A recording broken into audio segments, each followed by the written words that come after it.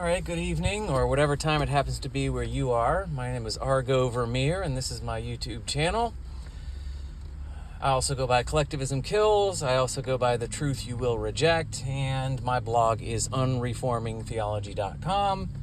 And the only reason it's called that is because when I first started this adventure into metaphysics, as we say, or as I'll say,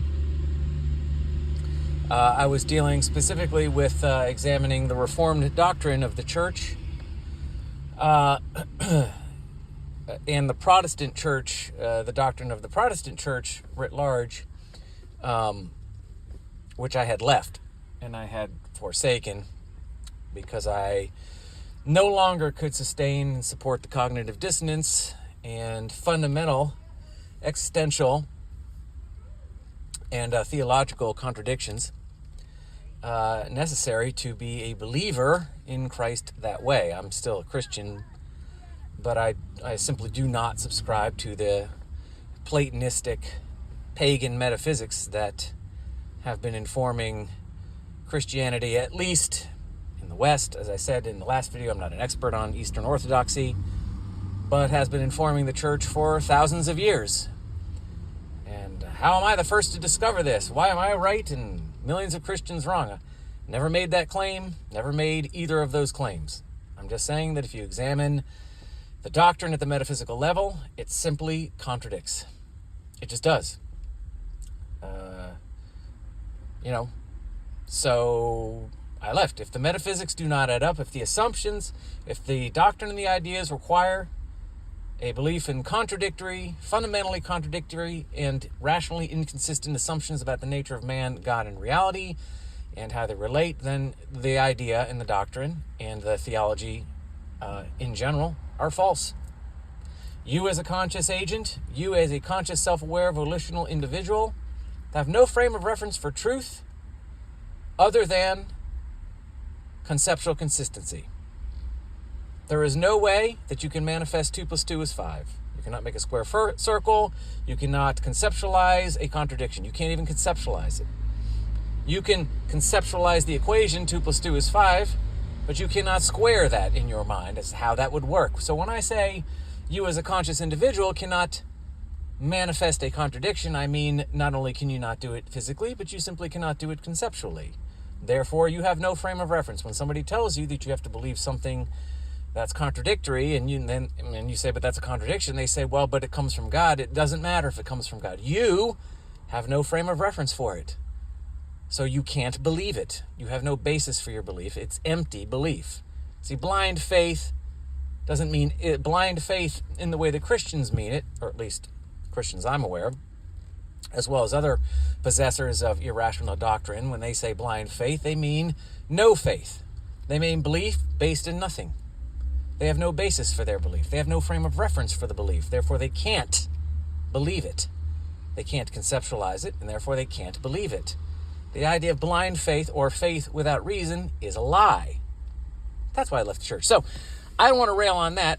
I'm going to continue with part whatever of You Don't Understand Individualism, but I always like to start these things with some other snippets of things I've been thinking of as an introduction.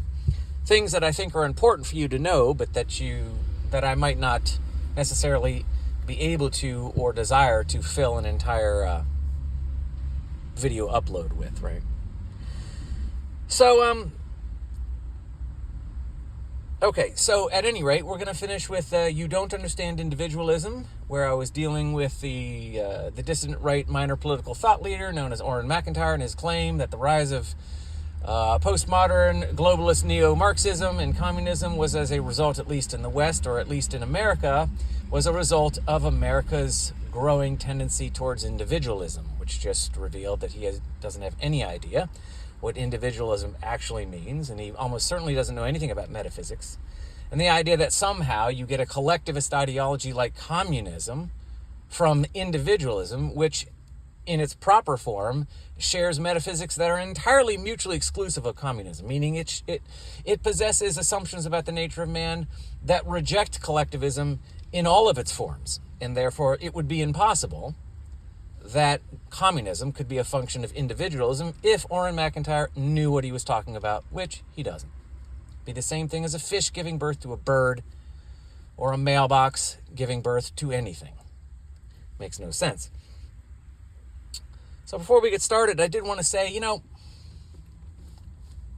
once you, and again, at the risk of sounding arrogant, the risk of sounding condescending to the world, I don't mean to be. I like to think that I'm not arrogant. I'm simply accepting the truth and the reality that is available to every single human being that has a normal IQ. The truth that says all ideas or all things that we claim to be true have to be rooted in assumptions and premises which do not contradict with one another. That is a very basic, fundamental, epistemological truth and fact that is not hard to understand by anyone with an average intelligence or higher.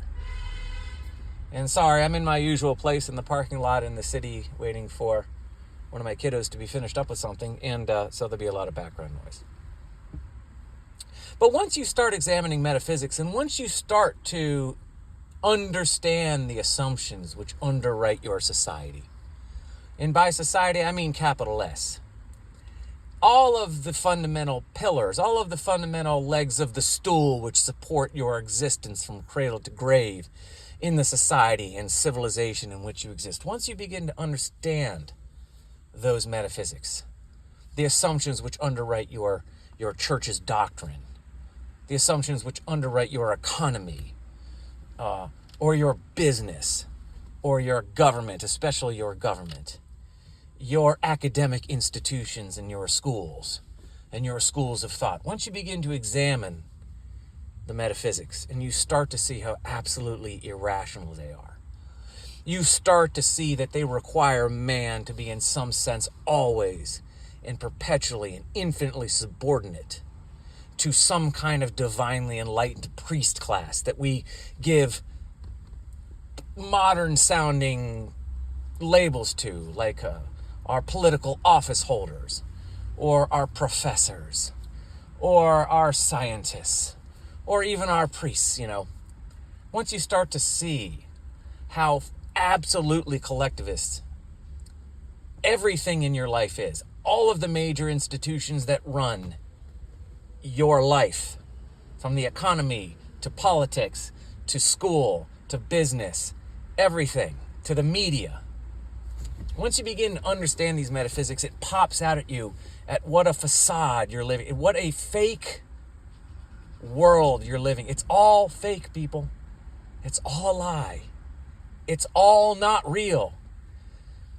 99% of your life, from the time you get up to the time you go to bed, and even when you're asleep, is run according to ideas that root themselves in collectivist terms. And these collectivist terms say fundamentally that man is simply incapable of apprehending the truth and acting in service to it, so he must have a divinely enlightened authority class which stewards him into right thinking and behavior.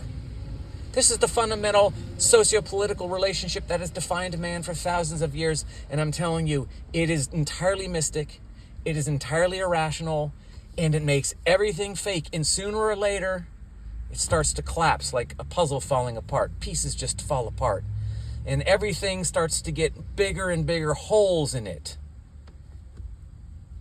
Everything seems incomplete. It's like you're running a computer program, and all of a sudden, parts of the program no longer work, and all you see is like black behind the vision. You look out your window and you look at your world, and there's just holes in it. It's kind of like, well, not to be cliche, but it's kind of like the Matrix. I feel like once you realize how everything around you is rooted and based on ideas that are fundamentally irrational and impossible to define rationally, it's like you're looking at, it's like I no longer see houses and cars and streets and businesses and people.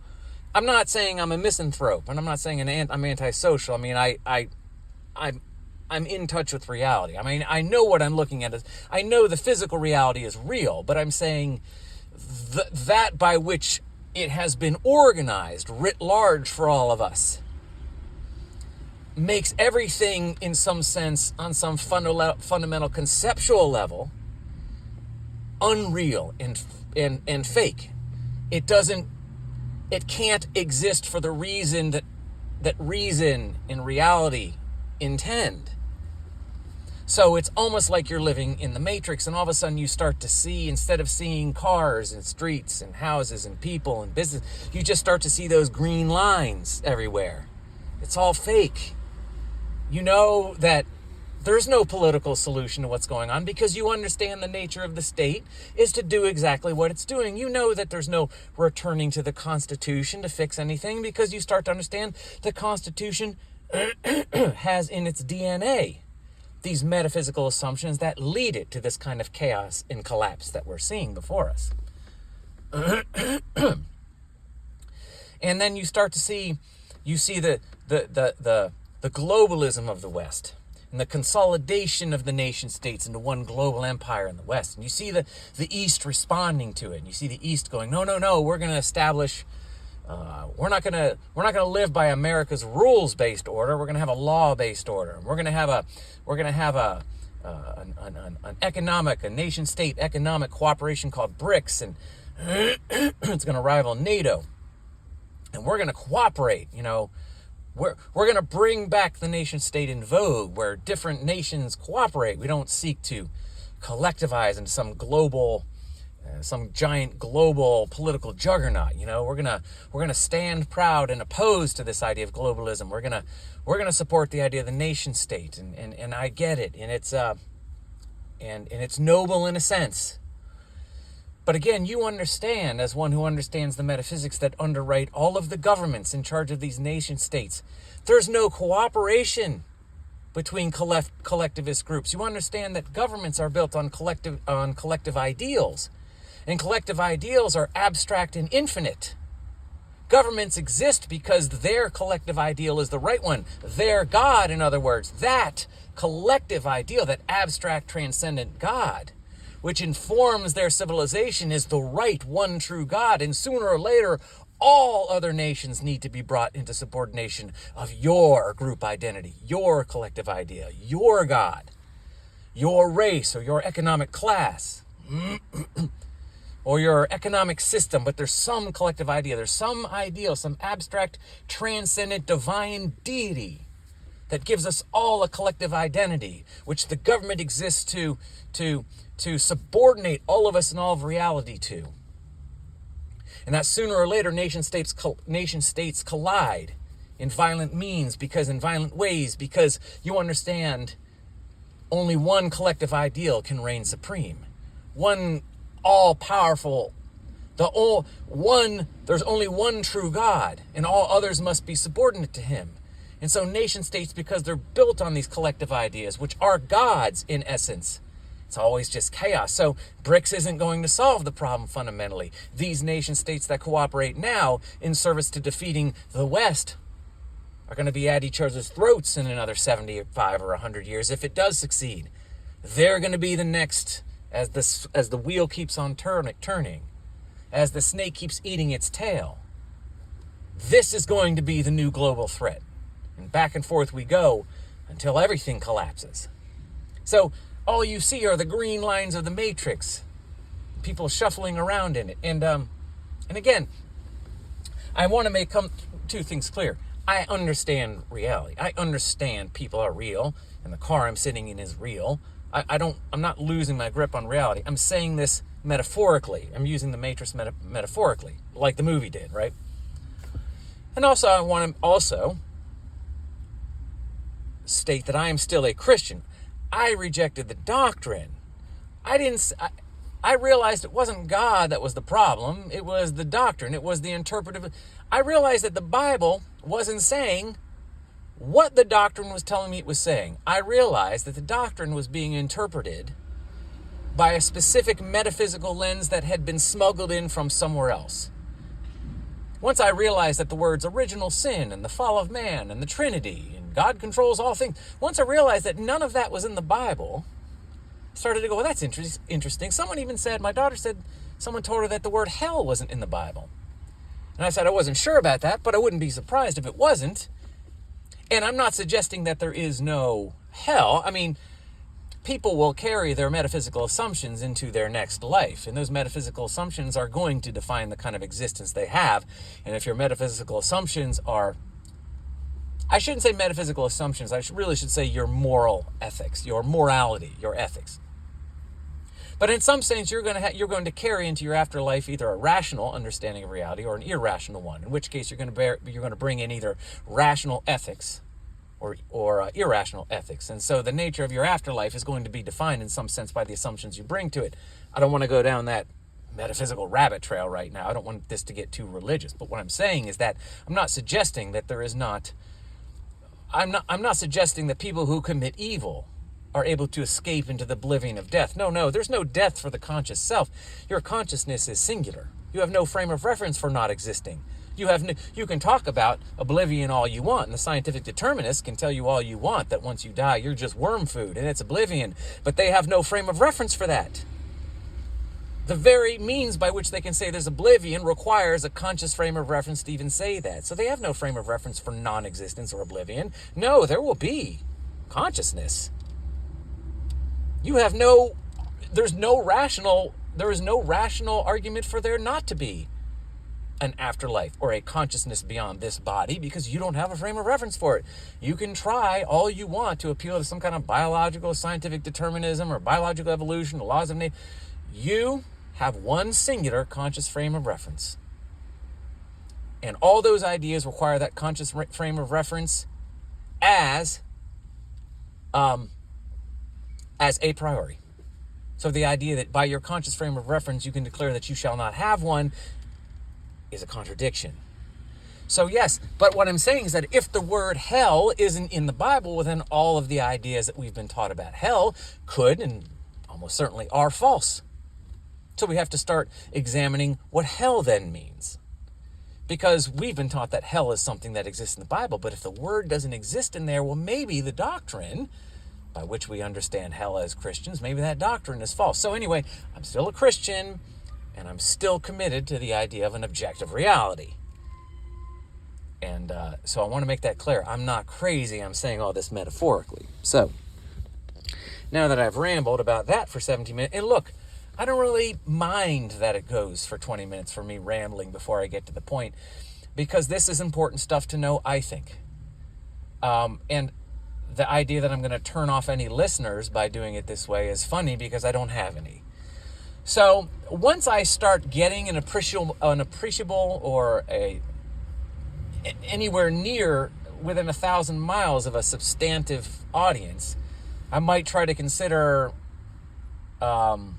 strategies and techniques to vlogging that retain more viewers. But at this point, that's simply not anything I can judge, because it doesn't seem, no matter what I do, I feel like I could upload a video where I just talk through a kazoo and just talk nonsense through. I could read Shakespeare through a kazoo, and I'd probably get more views than I get on this. So at any rate, that's not to insult anybody who actually does listen, and I do appreciate you being here. But the point being is that I don't mind rambling. I don't mind having a prologue that's 20 minutes long, because I think this is important, and I'm not sure where else to stick it. And I'm not going to write an article on it, because I simply don't have the energy or the time to write articles anymore like I used to. So that becomes part of the prologue. And anyway, and I do this blog mostly for my own sanity, because I want to be able to say things, and I want to be able to record them, and I'm under some kind of it seems to be in a delusion at this point that this might actually reach people and help them at some point. So that's not to say that the handful of you that do listen, I do appreciate you, and I hope this is helpful, or at least entertaining or educational, or at the very least gets you to look at things a little differently. So, all right, so moving into part whatever of You Don't Understand Individualism, I'm on page 7 of 9 on the article, and I'm going to continue reading thus. Okay, let me take my sunglasses off. It's getting a little, the days are definitely much shorter than they were just a few weeks ago. Okay, So if you haven't been if you haven't caught up to where we are on You Don't Understand Individualism, go back and check those videos, quote unquote, out, and you'll be all caught up. Okay.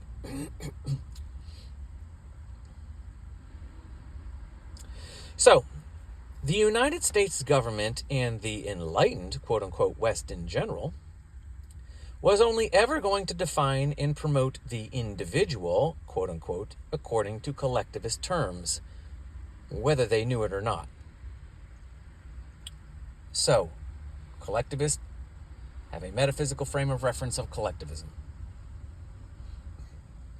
Every collectivist enemy they will brand as individualism, and every individual under their auspices that they are in charge of in our Western democratic representative governments, individuals will be collectivized. So these collectivists, like the dissident right, when they see creeping communism, they don't call communism a collectivist enemy, because that would be to implicitly concede that their own collectivist metaphysics are a threat.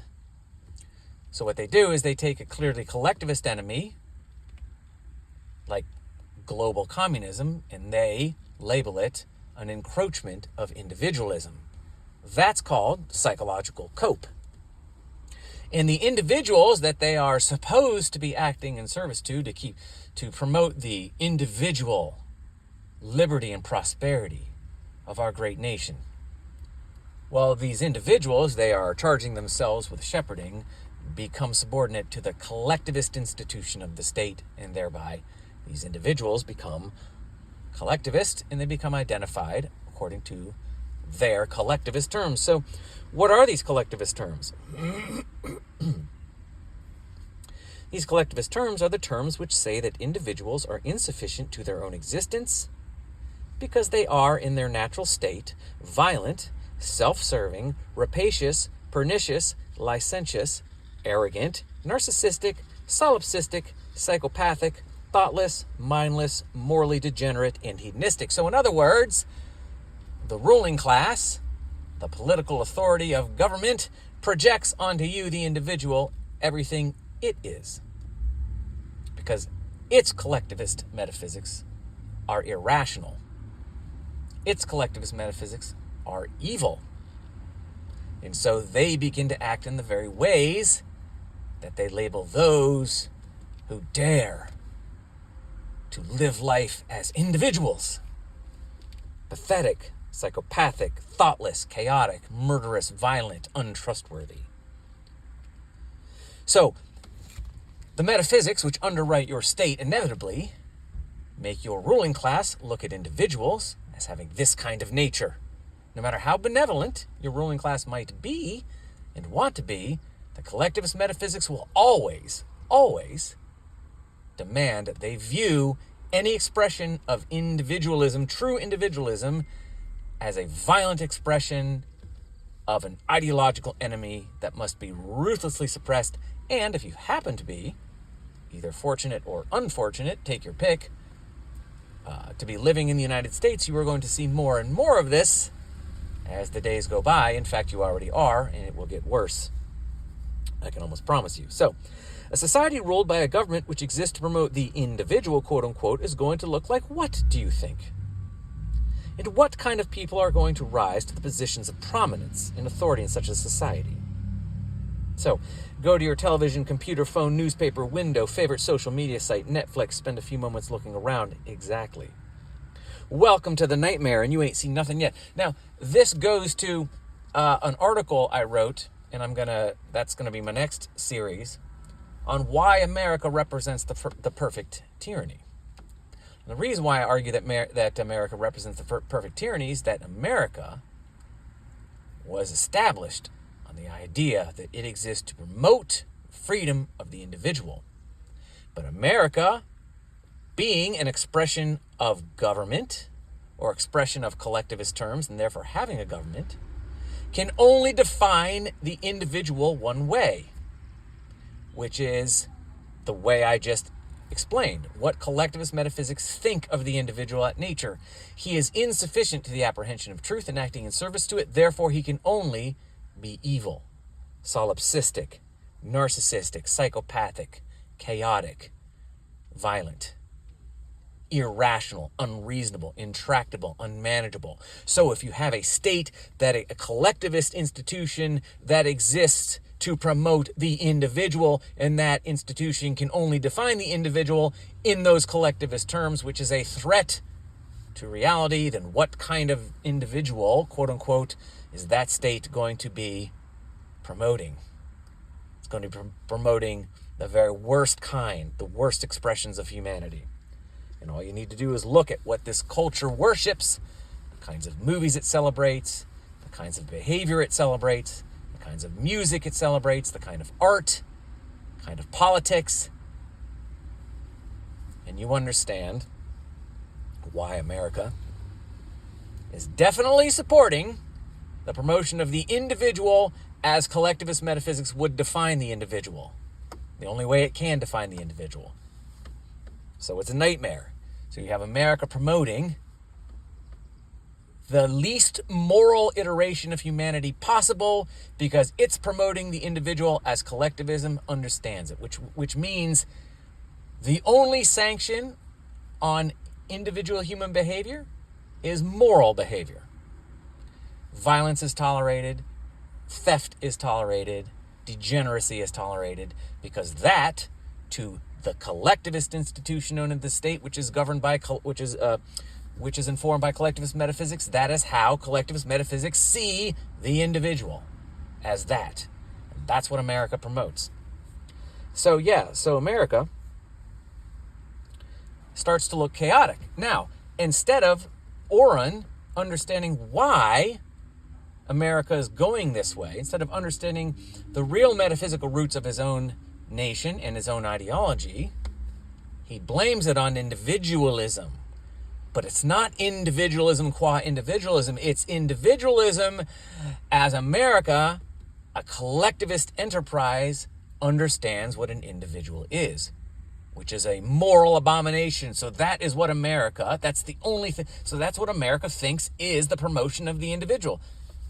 Okay? The validation and promotion of the individual is the individual defined according to the metaphysics which underwrite America, which are collectivist. So Oren is right to be concerned. And hopefully this will make more sense once I do my article called America, the Perfect Tyranny. That will make more sense. But the point is that Oren is right to be concerned. He's not wrong in his description of the problem. I have called America the perfect tyranny, meaning that it is collectivist metaphysics taken to their purest and most rarefied conclusion. Absolute epistemological and ethical chaos. America is the object legal declaration of rank hedonism. So America being anytime a collectivist institution promotes the individual, that means the promotion of hedonism. That's what I'm trying to get at. Because hedonistic is what collectivist metaphysics describe or define the individual as, which is why individuals need to be stamped out and subordinated to the collective.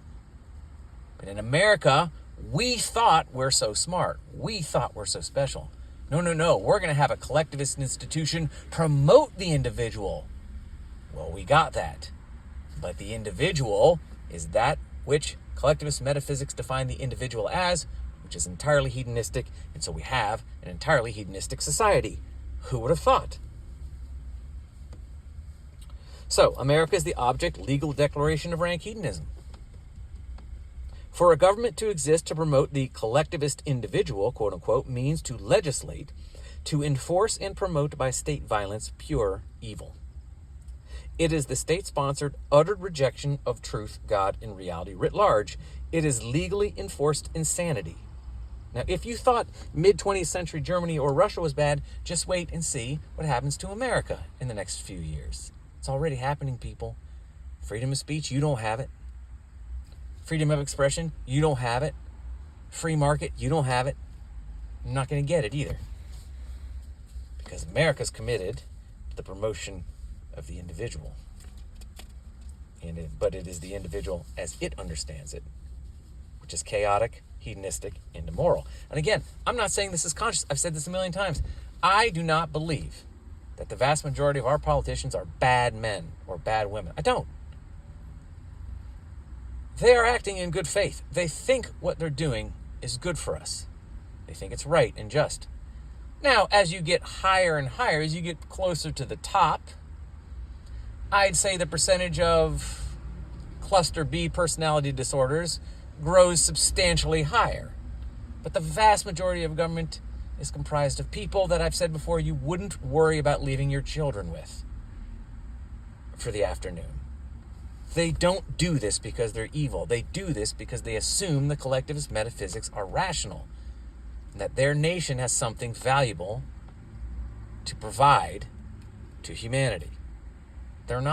This is not some great evil master plan, at least not perhaps until you get to the very top of the most powerful states. And even then, the percentage of actual antisocial misanthropes and clinical narcissists would probably be much lower than you might think. So this is not a call to demonize individuals. I'm a voluntarist. I'm an individualist in the metaphysical sense. I don't collectivize people, and that includes my politicians. I don't collectivize them. I'm nonviolent. I suggest we all are law-abiding citizens, and part of the reason why I suggest we all remain law-abiding citizens and nonviolent is because you do not want to run the risk of hurting someone who's innocent. And I'm telling you, the vast majority of your politicians are. And even those who aren't always acting because they're immoral. So you have to be very careful. I understand people get angry, but you have to understand the people you're angry at are real human beings with families and children. It's always better to preach truth and nonviolence because you do not want to make this mistake of causing some kind of chaos where innocent people get hurt simply because they belong to some kind of institution or some kind of collective group, You just have to be very careful. I actually like people. That's why I don't like violence. I'm nonviolent because I actually like human beings. And I'm not into hurting them, no matter who they are or who they work for or where they are. That's not my jam. I'm into ideas and the truth setting us free. I've always said this before: the problems of life cannot be solved by death. The problems that you see in life are as a result of the philosophy of death and creeping ideology of death. So life is the solution to the chaos and problems of life, not death. Life is the solution to the problems of life. Death is where the problems of life want to take us. We want to be opposed to the problems of life. We're supposed to be opposed to the chaotic. To be opposed to evil is to be pro-life, which is why you're nonviolent, unless it's a direct threat where self-defense is warranted, as I said in my last video. If there's a direct threat on your life, person, and property, then certainly it is morally justified, and I would say morally obligated for you to use whatever force necessary to defend your family and property. But that's rare, especially in the West. That's something that's highly rare and very acute. That's the akin to somebody breaking into your house. That's not the same thing as I have a problem with my government, I'm going to start some kind of violent activist group in response. That's totally different. No, we're nonviolent, we're peaceful, because we actually understand that life is the solution to the problems of life. But anyway, Orrin is right to be concerned, and he's not wrong in his description of the problem. I've called America the perfect tyranny.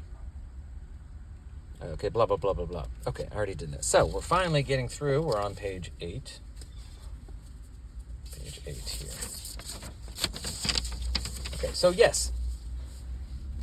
So, Orrin is not crazy. He knows there's something wrong. He looks around. It's chaotic out there. And to his mind, it's individual. If we just got back to God, if we just got back to the Constitution and the flag and America and unity and our nation state, we'd all fix the problem. You wouldn't, but I understand why he's concerned. I get it. I'm just saying what he's proposing, simply a return to the initial collectivism of America or some kind of a dissident right iteration of the collectivist ideology he thinks will fix the problem, won't actually fix the problem. Because the problem isn't individualism as he thinks it is. The problem is the collectivist metaphysics, which he himself ascribes to. We need to begin to understand where collectivism rears its ugly head and how. And once we recognize that, we can finally get at where the problem lies and how to fix it. Substituting collectivism with actual individualism, with metaphysics that say, no, man is sufficient to the apprehension of truth and acting in service to it, and therefore he is obligated to it, and therefore he can cooperate for the benefit of himself and others and to the destruction of evil, of immorality. So we need to substitute what we have now, those collectivist metaphysics, for the correct ones, the ones that are in harmony and consistent with man's actual nature. We need to have a political arrangement, and I mean in the philosophical sense, of men that coincides with their nature, their individualist nature, which would be cooperative. So, okay, so yes, Oren's description, it's not Oren's description that's the problem. As I said, he's right to be concerned. It's his metaphysical analysis and solution which are the problem, because they are entirely hypocritical. What the West is doing and becoming today isn't individualism, it's collectivism, and always has been. It's the self as the collective ideal, which isn't the self at all. Individualist metaphysics are not solipsistic at all. Without getting into the details, because this is already getting too long, I'll say, individualist metaphysics do not consider other people, other persons, other selves as existentially and morally inferior to oneself and illegitimate, but are corollary. See, individualism is not solipsism. You don't, as an individual, look at your fellow man as some kind of non-existent entity that has to be subordinated to yourself in order to become efficacious and real. It considers oneself existentially corollary to his neighbor. If you are you, then your neighbor is himself. If you are yourself, then she is herself and he is himself. There's a metaphysical corollary that is rationally described in the metaphysics. And so it's not solipsistic to say, I am a distinct individual self, means that you have to acknowledge that your neighbor is also a legitimate single individual self, because to do otherwise is to become solipsistic, is to become collectivist in your metaphysics, and those are irrational. If I am the only thing that actually exists, then there can be no plurality of existence, which means you can't even observe distinction in order to conceptualize it. You couldn't be conscious of a plurality if any one thing was the entire sum and substance of reality. So, if you are you, then your neighbor is your neighbor. That's individualism, okay? So individual metaphysics do not consider other people, other persons, other selves as existentially and morally inferior to oneself and illegitimate, but instead are corollary. In other words, to deny others, to deny the sanctity and validity of the person, mind, spirit, and property of others, is to deny oneself. Thus, it goes without saying that individualist metaphysics necessarily preclude the establishment of a state, which exists to co-opt these things in service to the collective ideal, meaning the ruling class, effectively, by violence. And it masks this moral affront by calling it enforcing the law, quote unquote.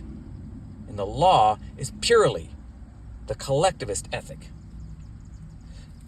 Legal ethics and moral ethics are mutually exclusive ethical systems. A legal society cannot and shall not be a moral one. And a moral society cannot and shall not be a legal one. Legalism, legality, are the ethics implied by collectivist metaphysics. Morality are the ethics implied by individualist metaphysics. And the two are not and shall not overlap. There's no what they call Venn diagram. They are entirely mutually exclusive. To be a moral person means that you eschew the notion of law as having any fundamental efficacy towards actual ethical existence. Doesn't mean you don't obey the law. We're not fools here, and we are nonviolent, and we are individualist, and we are nonviolent, we are cooperative, we are voluntarist.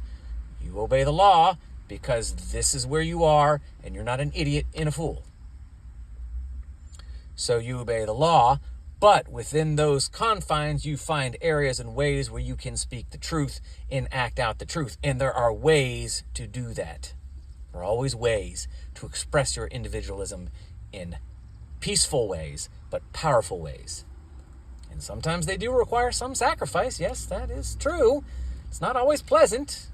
Being nonviolent and being voluntarist and being pro-life, to take it out of the, political sense, you know what I mean, pro-life, as in we affirm life because we're individuals. It's not easy. You'll lose a lot of friends. You might lose a lot of stuff. You might even lose your life. You might even get hurt. That does happen when you speak the truth. But I'm not suggesting that is anywhere that anybody needs to really be worried about or consider right now. I'm just saying that you should obey the law, certainly, and I'm not saying you shouldn't. I do, and you should. But understand that law is a collectivist ethic, and fundamentally, the law is not the arbiter of actual ethical behavior. That's moral ethics. So the law is never going to bring about an actually rationally ethical society. That will only happen by morality, and the only way to purely employ morality is to replace legality with morality and replace the state with cooperation. So in true individualism, there is no government. There's no ruling class. There's no aristocracy. There's no king, because there's no collective ideal to be made incarnate in order to compel mankind out of its, quote, false self, unquote, and into its proper, quote, unquote, collective identity in order to, quote, unquote, save man or save mankind. In other words, human beings are born entirely sufficient to their own existence according to their own ability to exist. Ability being the metaphysical primary in individualism. Everything which exists as it is exists because it is able, and ability is the only metaphysical primary which implies a plurality of existence, so that consciousness, meaning the conceptual distinction between man's self, oneself, and his environment, is actually objective and real. Ability, I submit, is the only metaphysical primary that implies an actual objective plurality of existence. Which is part of why I'm an individualist, because it's the only metaphysical primary that makes it actually possible for me to objectively conceptualize a distinction between myself and my neighbor and my environment and even myself in its true metaphysical and spiritual sense and my body, right? So ability. So when I say I exist according to my own ability, I mean that in the corollary sense that everything which exists because it's able to exist. Ability is what binds us in reality and implies the plurality of existence, okay? So in true individualism, there's no government, no ruling class, no aristocracy, no king, because there's no collective ideal to be made incarnate in order to compel mankind out of its false self and into its proper collective identity in order to save man. In other words, human beings are born entirely sufficient to their own existence with a conscious frame of reference, which is by nature capable of apprehending truth and value and willfully acting in service to them according to itself. Man is able in his natural self, not evil. Man is able, not evil. And therefore does not need to be forced. And coerced by some Gnostic authority into, quote, right thinking and behavior, unquote. Government always a function of collectivism, not individualism.